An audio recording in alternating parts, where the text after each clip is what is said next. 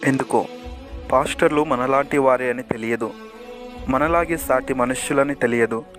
వాళ్లకు సమస్యలు ఉంటాయి. వాళ్ళు అలసిపోతారు. వాళ్ళు విసిగిపోతారు. వాళ్ళు డిప్రెషన్కి గురవుతారు. వాళ్ళు ఒంటరితనాన్ని అనుభవిస్తారు. ఎడతెగని సేవ కార్యకలాపాల్లో వాళ్ళ వ్యక్తిగత జీవితాలు, కుటుంబాలు నిర్లక్ష్యానికి గురవుతాయి. కుటుంబం సంబంధాలు బీటలు వారుతాయి. ఒక్కోసారి పునాదులు కదులుతాయి. అసలు నువ్వు సేవ చేయడం వల్లనే మేమిలా ఇబ్బందులు పడుతున్నాం అని భార్య పిల్లలు అంటుంటే ఎవరికి చెప్పుకోవాలో తెలియక మథనపడిపోతారు. తగినంత సమయం కుటుంబంతో గడపలేక బాధపడుతుంటారు. సంఘస్థుల విమర్శలు, ఇతర సంఘాల నుంచి వచ్చే వ్యతిరేకతలు, సమాజంలో నుంచి వచ్చే బెదిరింపులు, కుటుంబంలో నుండి వచ్చే ఆర్థిక ఇబ్బందులు, దేహంలో నుండి వచ్చే అనారోగ్య సమస్యలు, బంధువుల నుండి వచ్చే చీదరింపులు, పొరుగువారి నుండి వచ్చే తిరస్కరణలు, మతోన్మాదుల నుండి వచ్చే దూషణలు, విరోధుల నుండి వచ్చే హింసలు. ఇలా ఒకటా రెండా? దూర ప్రయాణాలు, సమయ అసమానతల వల్ల ఆరోగ్యం క్షీణించడం. పాస్టర్ భార్య పిల్లలు అనుభవించినంత ఒంటరితనం, క్షోభ మిగతా వారికి ఉండదు. కానీ క్రీస్తు కోసం వారి జీవితాలను త్యాగం చేస్తారు. స్నేహితులను, సంబంధాలను కోల్పోతుంటారు. దుఃఖపడుతుంటారు. అయినా అందరి ముందు నవ్వుతూనే ఉంటారు.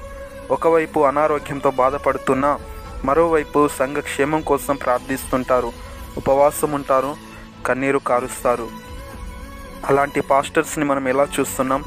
తిడుతున్నాం, దూషిస్తున్నాం, అపహాసిస్తున్నాం, అవమానిస్తున్నాం, నిందిస్తున్నాం, వెక్కిరిస్తున్నాం, చిన్నచూపు చూస్తున్నాం, పలువురిలో పరువు తీస్తున్నాం.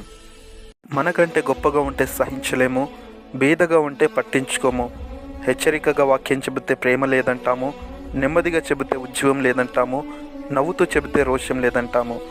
ప్రార్థన కూటములు పెడితే పని లేదంటాము, పెట్టకపోతే భారం లేదంటాము. దశమ భాగం గురించి చెబితే డబ్బు పిచ్చోడు అంటాము, మనకేం పెట్టకపోతే పీషనరీ అంటాము. గృహదర్శనం చేస్తే వచ్చాడ్రా బాబు అనుకుంటాము. ఇంటికి రాకపోతే మాలాంటి వారి ఇంటికి ఎందుకు వస్తాడులే అని ప్రచారం చేస్తాం. సంఘంలో ఒక స్థానం ఇస్తే నిర్లక్ష్యం చేస్తాం. ఇవ్వకపోతే మందిరం మానేస్తాం. తప్పులు వెతుకుతాం, దుష్ప్రచారం చేస్తాం. కానీ ఏనాడైనా మనం బాగుండాలని కోరుకుంటున్నాడు, ప్రార్థిస్తున్నాడు, ఉపవాసం ఉంటున్నాడు, కన్నీళ్లు పెడుతున్నాడు అని ఆలోచించామా? మంచి భోజనం తింటున్నాడని చూస్తున్నామా? మెరిసే తెల్లచొక్క వెనకాల చిరిగిన వస్త్రం ఉందని గుర్తిస్తున్నామా?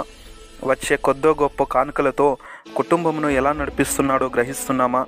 ఆర్థికంగా ఎంత కష్టపడుతున్నాడో అర్థం చేసుకుంటున్నామా?